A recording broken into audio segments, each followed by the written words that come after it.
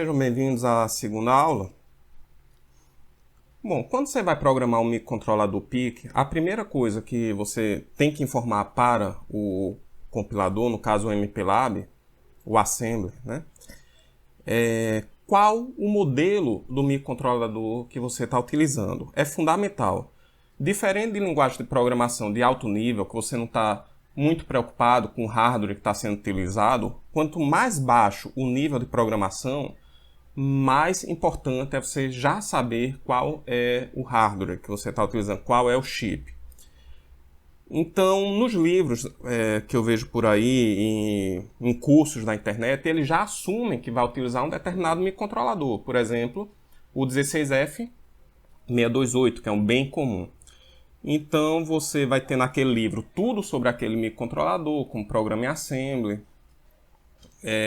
mostra como mexer nos periféricos dele. Eu vou mostrar ainda hoje aqui o que são os periféricos, mas não mostra outros periféricos. Então, no momento que você precisar de outros periféricos, você vai ter que correr atrás e descobrir que aqueles periféricos existem.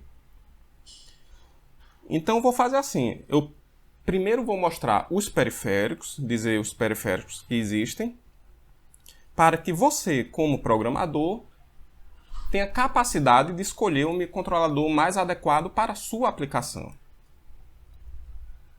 Aqui eu fiz um roteiro básico para o design de sistemas microcontrolados. O item 1 e 2 eu não vou entrar em detalhes nesse curso, mas são fundamentais. Economiza muito dinheiro em projeto na questão de reprojeto, né, de redesign, porque às vezes você faz um projeto, chega no final e vê que não é exatamente aquilo. Às vezes não no final, mas no meio do caminho, né, descobre que não é exatamente aquilo que você queria fazer. Então o item 1, levantamento e análise dos requisitos do sistema, nas universidades, né, isso é visto em uma ou duas disciplinas inteiras da graduação. O material dele, o livro, é realmente bem volumoso, bastante conteúdo. Então o item 1 é fundamental, mas não vamos ver aqui, que é saber o que precisa ser feito. O item 2 é você, uma vez que você sabe o que precisa ser feito, você precisa ter um diagrama em blocos do seu sistema e como cada bloco vai estar conectado com os outros. Por exemplo, se eu tenho lá um sistema que precisa ter um sensor de tensão, um sensor de corrente, um módulo de comunicação Wi-Fi, não sei. Então, você vai ter aí vários módulos e você tem que saber já, previamente, como esses módulos vão se comunicar com o microcontrolador. Porque isso vai definir os periféricos, né, as linguagens, os protocolos que aquele microcontrolador precisa saber para se comunicar com esses módulos. E além das linguagens, né, os protocolos de comunicação, você tem que saber quantos pinos o microcontrolador vai precisar para poder, então, definir qual microcontrolador será comprado. Tem uma questão mais difícil, que é saber a quantidade de memória que vai ser necessária, né? Aí só se você já tiver simulado o sistema ou tiver realmente bastante prática para ter uma ideia sobre a questão da memória. No item 3, é o que a gente vai ver hoje, né? Hoje nós vamos focar nos periféricos internos de um microcontrolador. Mesmo que não tenha naquele microcontrolador que nós vamos estudar aqui, que é o 16F628. Por exemplo, nós vamos ver um módulo que gera PWM, porém o 16F628 não tem esse módulo, certo? O item 4.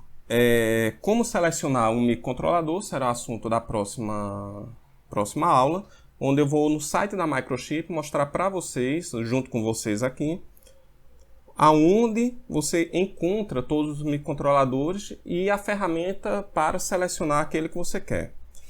No item 5 será o assunto das próximas 5 aulas, né? Pulando a próxima, né? Que é o site da Microchip.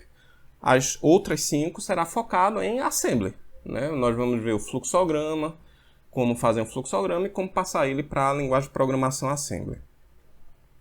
O item 6 está relacionado com hardware. Nós não vamos tratar nesse curso, está muito ligado com as disciplinas de eletrônica 1, eletrônica 2, laboratório 1, laboratório 2, sistemas digitais, eletrônica de potência, enfim. Então, o item 6 é como fazer o hardware daquele sistema embarcado, e isso pode ser feito em paralelo com o software, mas nesse curso nós vamos ver só o software. E o item 7 seria integrar o hardware e o software, mas como a gente ainda não tem o hardware, também não tem como integrar algo que não existe com o software. Vamos focar nesse curso somente no microcontrolador.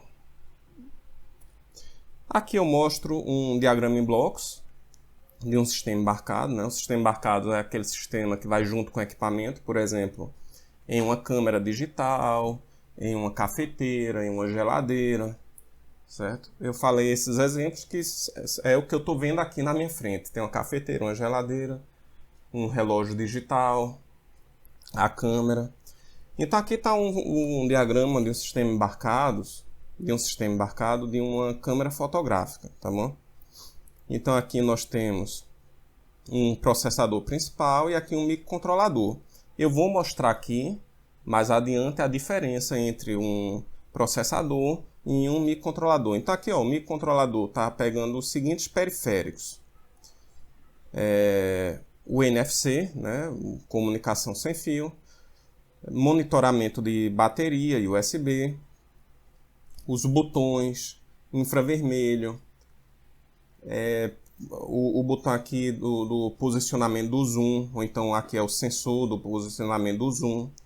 Aqui não está claro se é o botão ou se é o sensor. Botões da interface gráfica com o usuário. Isso aqui já está no processador principal, tá? Aí você vai ter aqui o codificador de áudio. Isso tudo aqui, tá? Todas essas caixinhas que estão aqui ao redor, isso são os periféricos, tá? Periféricos externos. Memória SD-RAM, memória flash, o SD card, o módulo USB RS232, amplificador de vídeo, o sistema de potência, um filtro aqui de ruído, o gerenciamento de bateria, tá? Isso tudo aqui são periféricos. Outro exemplo aqui de um diagrama em blocos de um sistema embarcado aqui é um sistema de controle de motor. Então aqui está o motor, aqui vai ter o microcontrolador e o microcontrolador ele gera um PWM que vai ajustar a potência no motor. E aqui é uma ponte H, né, com o fornecimento de uma fonte DC. E essa ponte H é quem vai fazer o chaveamento para o motor girar para um lado e girar para o outro. Ponte H nós já vimos em outros cursos, no curso de sistema embarcados, em eletrônica também.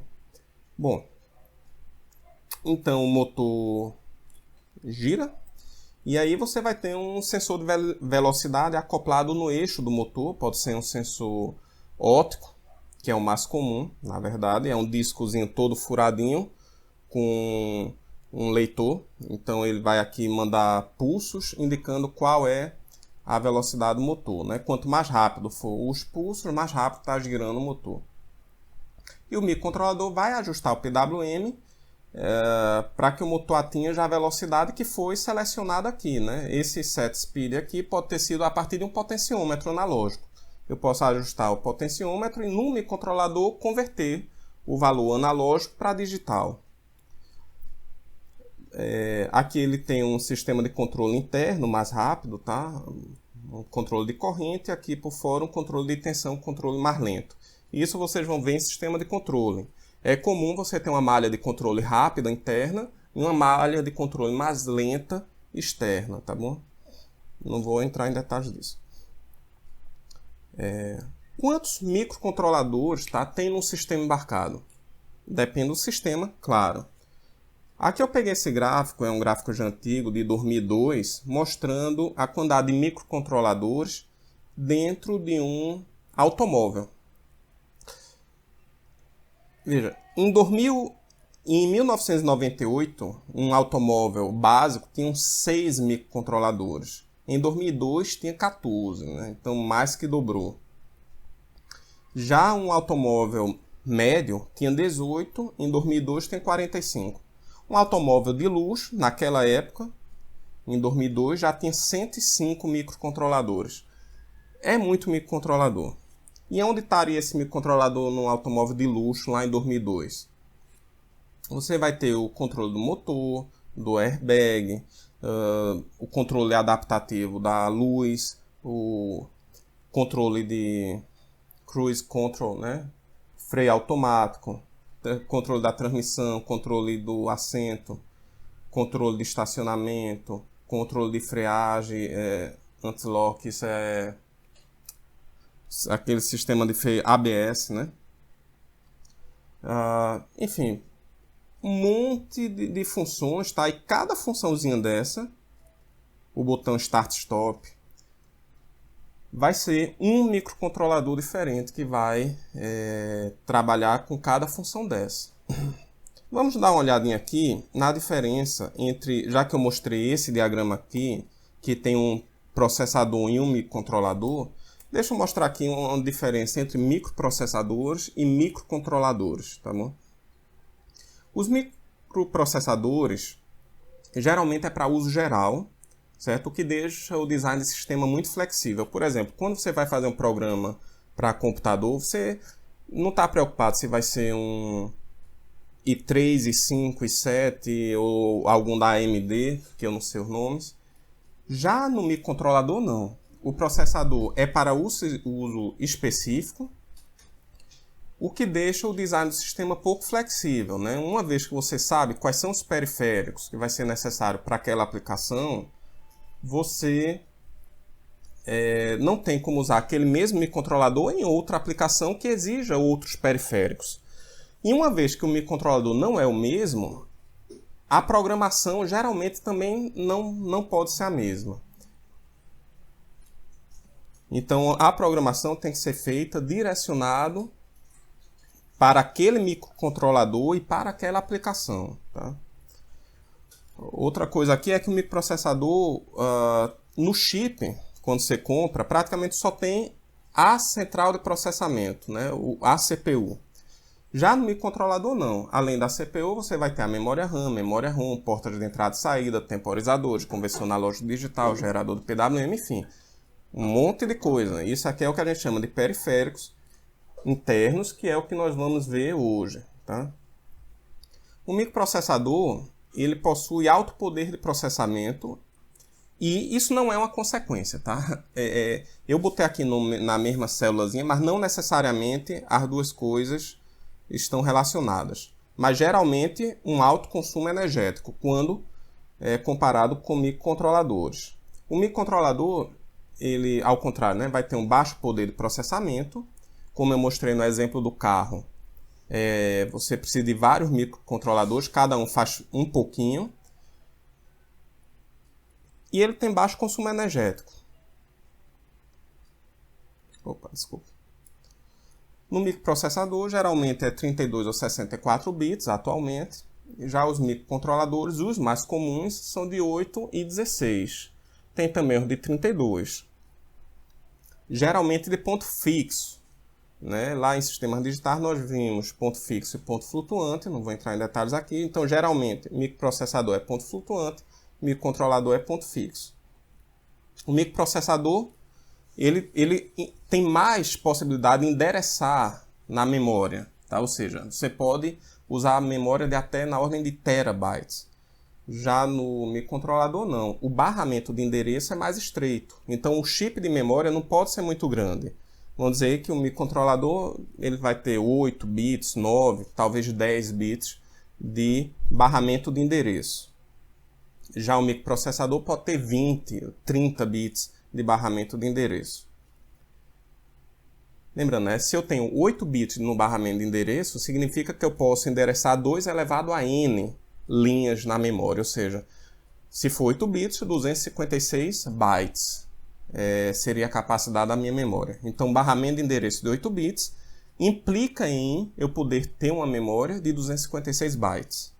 Bom, o microprocessador ele é mais complexo do ponto de vista construtivo, e a unidade lógica aritmética dele é mais complexa, ele consegue executar mais instruções, né? Significa que ele faz mais rápido a mesma coisa que o microcontrolador faria, porque o microcontrolador ele é mais simples, então ele tem menos instruções.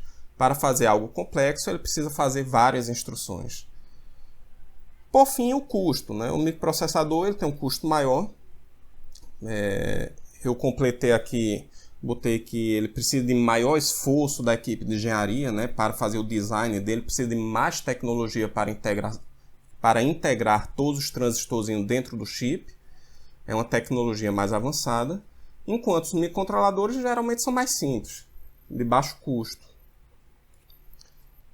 Porém, ele é mais barato, só que se você não souber escolher direito o microprocessador, o microcontrolador, pode ser que você compre um microcontrolador com periféricos que você nunca use. Pode ser não, sempre isso vai acontecer, só que você pode às vezes exagerar, comprar um microcontrolador que tem 100 periféricos e só usar 5. E aí, na verdade, esse microcontrolador pode sair muito caro, quando se você escolhesse com mais cuidado, você poderia ter um microcontrolador muito mais barato para executar aquela função. Bom, nesse diagrama agora, eu mostro os bloquinhos que nós vimos na última aula, tá bom? Nós vimos a memória de programa, memória de dados, contador de programas, registrador de instrução, decodificador, a ALO e o W, registrador W. Algum desses itens faz parte do que a gente chama de core, que é o núcleo de um microprocessador. Ou seja, alguns bloquinhos desses também teriam no microprocessador. Outros bloquinhos que estão aqui não têm em microprocessador, só tem em microcontrolador, certo? Então vamos lá. Esses daqui, que eu vou chamar de core, que é tudo que está de vermelho, vai ter em microcontrolador e em microprocessador. Essa parte em azul, que são os periféricos, ela vai ter basicamente somente em microcontroladores, tá bom? Então, a unidade lógica aritmética, o decodificador, o registrador de instruções e esse registrador W faria parte de da parte do core, do processador. Além do contador de programas, que por uma questão de facilitar o desenho, eu não circulei ele aqui, senão ia ficar um desenho ruim de desenhar, enfim. Mas ele está aqui de vermelho, tá? Todo o resto aqui, ó, inclusive a memória de programas e a memória RAM, a memória de dados, que nós já vimos, isso é o que nós chamamos de periféricos. Tudo isso aqui que está dentro do microcontrolador é chamado de periféricos internos. Periféricos on-chip, no chip do processador. A partir dessas portas aqui de entrada e saída, eu posso conectar aqui com fios ou, enfim, soldar na placa e passar trilhas. Eu posso conectar periféricos externos ou periféricos off-chip, como mais memórias, sensores, tá? Por exemplo, sensor de presença, giroscópio, sensor de velocidade, ok? Isso tudo pode ser considerado periféricos externos ou off-chip. Esse aqui é o do 16F628. Porém, aleatoriamente eu busquei no site da Microchip outro microcontrolador, no caso esse DSPIC 33CK64MC105, um número bastante grande, onde ele tem muito mais periféricos. Então nós vemos que a quantidade de periféricos, que seria isso aqui, muda muito de um microcontrolador para outro. Como o core dessa, a CPU dessa, é muito mais complexa, não é muito, mas também não, mas é um pouco mais complexa que o outro, o datasheet coloca ela em uma figura separada, que eu acho que não é o caso de mostrar aqui. Então, ó, nesse outro modelo aqui de microcontrolador PIC, nós temos como periférico também módulo de controle para acesso direto à memória, conversor analógico digital, alguns protocolos de comunicação como o I2C, o UART, o SPI, o I2S, o CENT. Esse aqui é bem legal, esse CLC. Esse CLC ele são blocos lógicos configuráveis, tá bom? Então aqui você vai ter um conjunto de portas lógicas e ou que você pode configurar as conexões dela. Serve como se fosse não chega a ser FPGA, mas microsistemas combinacionais que você pode botar dentro do microcontrolador PIC. Tem gerador de PWM, tem temporizador, enfim. Tem conversor tanto de analógico para digital, quanto de digital para analógico, tá? Então nós vemos que a quantidade de periféricos muda muito de um microcontrolador para outro. E esses são os periféricos mais comuns dos microcontroladores PIC e de outros fabricantes também. Por exemplo, os mais comuns são o controlador de portas de entrada e saída, temporizadores, contador, gerador de PWM, conversor analógico digital e digital analógico, controladores de comunicação, USB, SPI, 2C, CAN, UART, memória, RAM, EDOSPROM, Flash, NVRAM, controlador de interrupção, controlador de acesso direto à memória e o detector de passagem pelo zero. Então, a partir de agora, eu vou detalhar cada um desses. O primeiro periférico que vamos ver é o controlador de portas de entrada e saída. Isso aqui vai ter em todos os microcontroladores PIC, tá? Ele vai ler a tensão de entrada e aquela tensão analógica ele vai converter num nível lógico entre 0 e 1, né? Assim como quando tiver configurado como saída, ele vai receber um nível lógico e vai converter aquilo numa tensão elétrica entre 0 e 5 volts, se for no caso do microcontrolador alimentado com 5 volts, ou 0 e 3.3, no caso do microcontrolador alimentado com 3.3. Esses são os dois níveis de tensão mais comuns. Ele também tem a habilidade de, quando tiver configurado como entrada, ele chavear a tensão elétrica para ser conectado ou ao circuito digital ou ao circuito analógico. No caso, ele conecta a entrada ao conversor analógico digital. Ele também pode ser configurado para ter um resistor de pull-up interno. Nem todos os modelos têm essa função, mas aí ele coloca um resistor dentro do microcontrolador ligado entre aquele pino e o VDD, que pode ser 5 volts ou 3.3, dependendo do modelo do microcontrolador. E esse periférico é chamado de controlador de GPIO, certo? O segundo periférico que vamos ver são os temporizadores e contadores. Geralmente é um módulo só que faz as duas coisas, chamado de timer.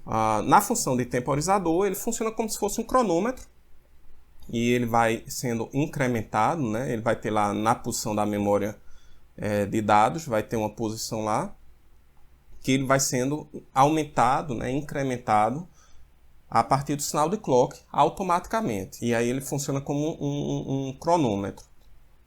A partir de um determinado tempo, que isso vai ser configurado, ele gera uma interrupção. Mais na frente nós vamos ver o que é a interrupção, mas é como se fosse um despertador, um alarme, né? Quando chega naquele momento, ele soa um alarme para que você, programador, possa tomar alguma, ou programar o sistema para tomar alguma atitude. Então, na função de contador, o incremento vem a partir de um sinal externo. Ele faz exatamente a mesma coisa que o temporizador, só que ao invés de ser o clock que alimenta a frequência de incremento dele, vai ser um sinal externo. Por exemplo, uma catraca, se eu quiser contar quantas pessoas passou numa catraca eletrônica, ou para medir a velocidade de um motor, eu também posso usar isso aí para contar a quantidade de pulsos que chegou lá do encoder óptico do motor. O próximo periférico é o gerador de PWM.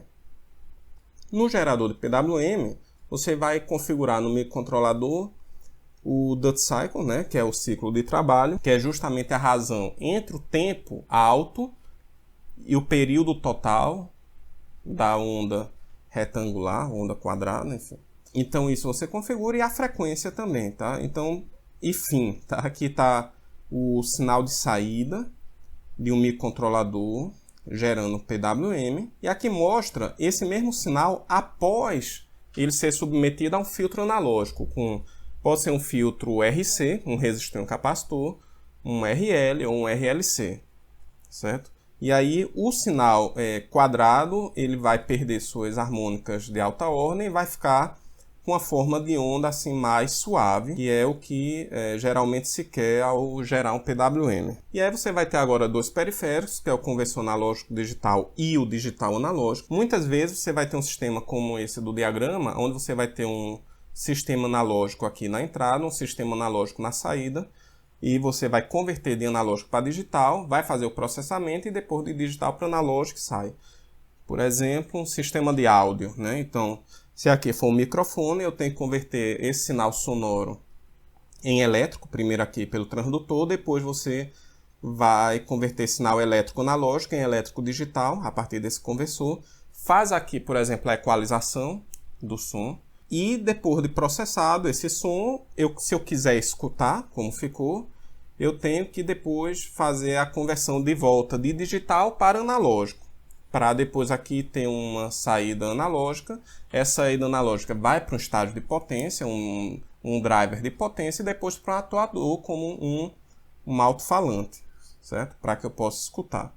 O que difere entre esses conversores, geralmente é a resolução. Você vai ter microcontroladores PIC com diversas opções de resolução, como 8 bits, 10 bits, 12 bits.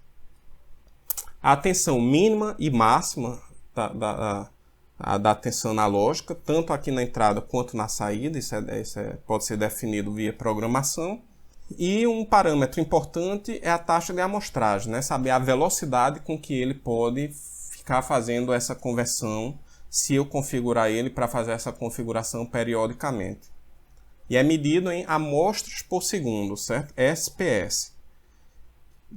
Ou milhares de amostras por segundo. Por exemplo, num sistema de áudio, onde a nossa voz vai até 20 kHz, o ideal é que você amostre pelo menos com o dobro dessa frequência, pelo menos 40 kSPS, kilosamples per second, que é o dobro da frequência do sinal, tá? O próximo controlador que nós vamos ver, o próximo periférico, são os controladores de comunicação. Os principais, mas não tem só esses, são USB, USART, SPI, I2C, I2S e CAN. O que é que muda principalmente entre eles? É a velocidade de transmissão, a distância que eles podem transmitir, o número de fios que é necessário, se aquele barramento de comunicação vai ser exclusivo ou se pode ser compartilhado entre diversos dispositivos, se naquele barramento de comunicação vai ter o clock ou não, e geralmente esses protocolos, todos esses aqui que eu botei são, né, e geralmente o que vocês vão ver também serão, serial, tá? Porque economiza número de pinos, a velocidade hoje em comunicação serial é uma velocidade suficiente. Antigamente é que se usava comunicação paralelo, né? Usava muito mais do que hoje, né? Hoje eu diria que 90% das comunicações é do tipo serial. Quem tiver esquecido vai lá em sistemas digitais para recuperar na memória o que é a comunicação serial e a comunicação em paralelo. Aqui tá três exemplos, tá? O I2C ele usa dois fios, né, para se comunicar. Um chamado de SDA, que é o dado, o outro é o SL, que é o clock. Então tem um clock e um dado. E aí você pode botar vários dispositivos no mesmo barramento.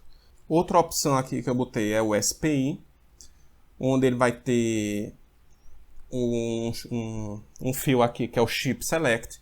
E eu vou selecionar apenas um dispositivo de cada vez. Ou seja, esse I2C, quando o microcontrolador fala, todos os dispositivos vão vir ao mesmo tempo. Mas só aquele que a mensagem foi para você é quem vai responder. Então, toda a mensagem do I2C, ele tem que dizer para quem ele está falando. E aí, aquele microcontrolador que receber aquela mensagem vai dizer, opa, está falando comigo. E aí, ele vai escutar o resto da mensagem. Já no SPI, não. No SPI, ele fala e quem estiver conectado aqui vai ouvir.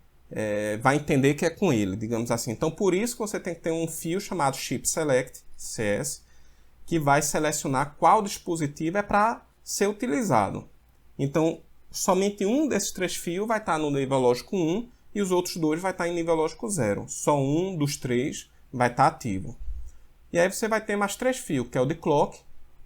E além do clock, você vai ter um fio de comunicação que vai transmitir dado daqui para cá e o outro que vai transmitir dado daqui para cá, certo? Por fim, nós temos aqui o protocolo serial assíncrono, que não tem clock. E você vai ter um fio que transmite o dado aqui para cá e outro que volta com o dado. E um fio de terra, certo? GND. Tem outros protocolos assíncronos que não precisa de fio de GND. Tá? Esse aqui precisa. E esse é muito comum. Tá? Eu acho que é o mais antigo desses todos. E é o que era usado inicialmente nos mouses, naquele mouse de bolinha. Quem não souber o que é mouse de bolinha, procura na internet. E hoje é usado ainda muito em eletrônica, porque ele é muito simples. Eu acho que é o protocolo mais simples que tem aqui. Então, quando você compra um módulo Bluetooth, por exemplo, do Arduino, e você pode usar aquele módulo no PIC, né? Na verdade, eu dei o módulo do Arduino porque você encontra nos sites para vender como se fosse para Arduino, né? Mas você pode usar o periférico em qualquer microcontrolador. Então, o protocolo de comunicação daquele módulo lá Bluetooth é esse aqui, o UART. O próximo periférico são as memórias, tá? Memória RAM, ROM e as híbridas, tá? A RAM, as duas principais tecnologias é a SRAM e a DRAM. A SRAM é formada por portas lógicas, flip-flops, e a DRAM tem uma tecnologia que se assemelha como se fosse pequenos capacitores. E aí você carrega esses capacitores e de tempo em tempo, né, naturalmente esses capacitores eles vão se descarregando. Cada capacitor seria 1 bit. E aí de tempo em tempo eu tenho que dar um refresh. Eu tenho que voltar e recarregar os capacitores. É por isso que eles chamam uma RAM dinâmica, né? E essa é de estática. Porque no flip-flop não tem esse problema de você precisar recarregar. Porque uma vez que você bota o valor lá no flip-flop, ele fica lá travado para sempre até que falte energia. Já a memória ROM nunca perde seus dados, né? Na ROM, uma ROM que ainda é comum de você ter, né? Que aqui está na híbrida, é a EEPROM. Essa memória ROM aqui, ou híbrida, né? Em alguns lugares chama ROM, em outros chama híbrida. É muito importante no microcontrolador PIC, porque sempre que você quiser armazenar um dado no microcontrolador PIC não volátil, ou seja, que quando você tire da tomada aquele dado permaneça, na maioria dos casos você vai precisar de uma memória EDOSPROM. Por exemplo, um controle remoto que vai dizer a temperatura do ar-condicionado. Então você seta lá 25 graus, 24 graus, liga o controle remoto e quando eu desligar o controle remoto, que ligar ele novamente, eu desejo que ele religue com o mesmo valor que estava quando eu desliguei, né? Então esse valor de 24, 25, 26 graus vai estar armazenado numa memória EDOSPROM. Porque tudo que tiver lá na ROM, ou na RAM, desculpe, será apagada na hora que eu desligar o meu microcontrolador. Então não posso armazenar dados como esse, que eu quero que permaneçam, na memória RAM, certo? O próximo periférico é o controlador de interrupções. Suponha que você tem que tomar um antibiótico de 8 em 8 horas e tem que ser naquela hora. Então você pode setar o alarme do seu celular para apitar de 8 em 8 horas. Na hora que seu alarme apitar, você tem que parar tudo o que está fazendo, toma seu remédio e volta e continua fazendo o que você estava fazendo. Isso é o que faz a interrupção. O alarme lhe interrompeu, né? Você parou o que estava fazendo para fazer algo que tinha prioridade. Então no PIC acontece a mesma coisa. Então eu tenho um controlador de interrupções que vai parar o que você está fazendo na sua memória de programas e o seu PC, o Program Count, vai ser carregado com valor automaticamente na hora que algumas situações específicas acontecer. E esse PC vai ser carregado com valor que vai fazer com que seu programa pule para outro endereço da memória de programas para fazer algo que é mais importante, que é algo prioritário. Eu posso usar como cronômetro no timer. Então, quando o cronômetro estourar, né, eu chamo de estouro do timer. Então, quando o temporizador estourar, eu posso dar esse salto e fazer alguma coisa mais importante do que eu estou fazendo naquele momento. Não digo nem mais importante, mas mais urgente, sem dúvida, algo prioritário. Também tem interrupção em mudança de nível de um pino, por exemplo. Eu posso ter um botão que toda vez que eu apertar aquele botão, o meu sistema tem que fazer alguma coisa importante, então, ou naquele momento. Então, ao invés de eu ficar sempre verificando o botão, eu ligo a interrupção e o hardware do PIC, né, esse periférico, é quem vai ficar vendo o botão. O meu programa principal não vai se preocupar em ficar olhando para o botão. Tá entendendo? Quando o botão for pressionado, o meu programa vai parar o que está fazendo e vai dar um salto na memória de programas. Também, quando terminar a conversão analógico-digital, a conversão analógico-digital é lenta, né?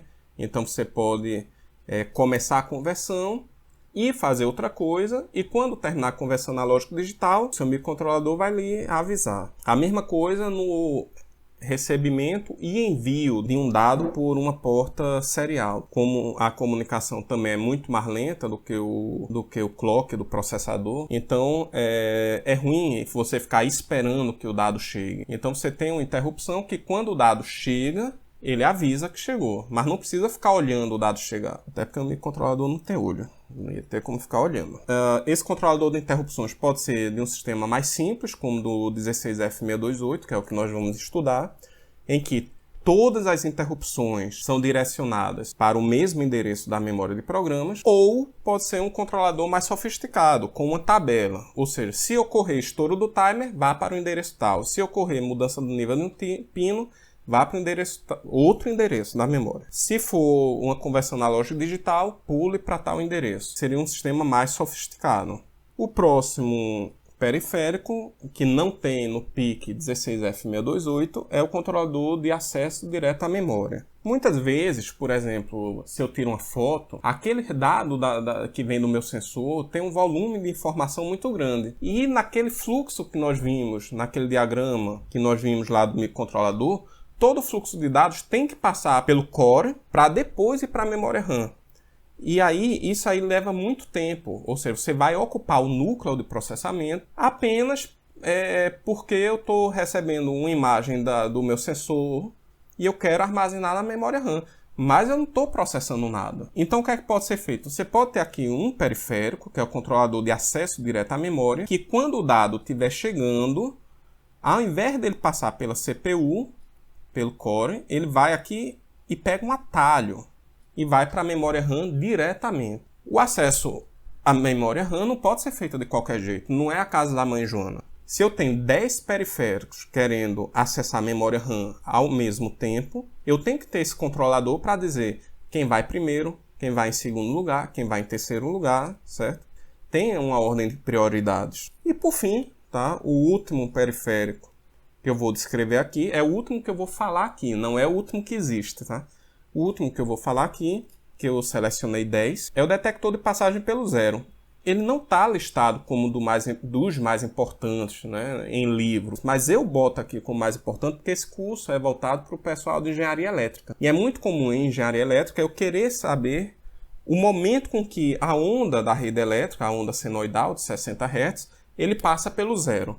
Isso é muito importante. Por exemplo, quando eu vou abrir um relé eletromecânico, se a corrente estiver alta naquele circuito, se a carga for indutiva, ele vai formar um arco elétrico. Quem de vocês nunca apertou no interruptor em casa e viu o interruptor dar uma piscada, um clarão? Aquilo é um arco elétrico. Esse arco elétrico vai danificar o interruptor ao longo do tempo. Então, um relé eletromecânico é a mesma coisa do interruptor. E esse arco elétrico pode ser evitado se eu abrir o interruptor exatamente quando estiver passando em 0 A. A onda é senoidal, tem uma corrente máxima no sentido reverso e o zero. Então eu tenho que programar para abrir no zero. Não é tão simples assim, porque o relé eletromecânico ele tem um delay para ser acionado, em torno de 8 milissegundos. Então eu tenho que mandar ele a ser acionado, esse delay, né, uns 8 milissegundos, antes de chegar no zero. Tá? Então você vai ter que fazer essa programação. Seria um controle preditivo, né, que ele vai prever quando vai chegar no zero. A mesma coisa é no fechamento do relé. Também danifica o relé se eu fechar a chave na tensão máxima, quando ele estiver lá em cima em 311 volts. Então também é importante eu saber o zero quando a tensão estiver passando pelo zero, para eu fechar minha chave em 0 volts. Então eu fecho em 0 volts e abro em 0 ampere. Isso é uma das possíveis aplicações para esse detector de passagem pelo zero. Bom, eu ia falar mais um pouco sobre outras aplicações do detector de passagem pelo zero, mas por hoje é só. Até porque já deu o meu tempo. Até a próxima aula.